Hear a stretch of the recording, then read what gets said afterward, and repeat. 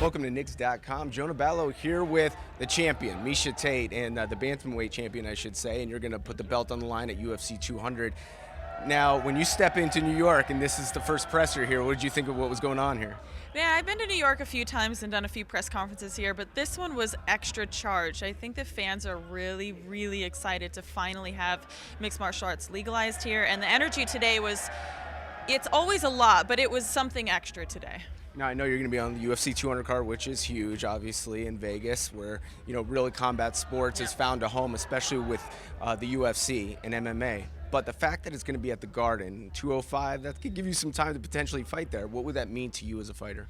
I would love to fight here at Madison Square Garden. It's history in the making again, and it's something that I've said for a long time I would love to be a part of if and when that comes to fruition, and here we are. So, I've obviously got to focus on the task at hand. I got to get past Amanda Nunes on July 9th, but granted everything goes well, then hopefully I'll be able to be a part of this card. How important is it? I mean, you talk about the Garden with Ali and Frazier and Mike Tyson and really combat sports taking shape from the 30s on till now, and now the fact that UFC is going to be at the Garden, and it kind of makes it all complete.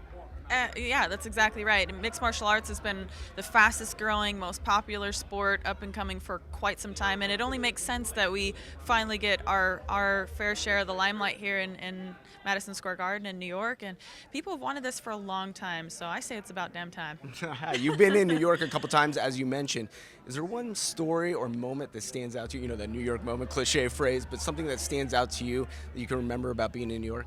Oh man, I love New York.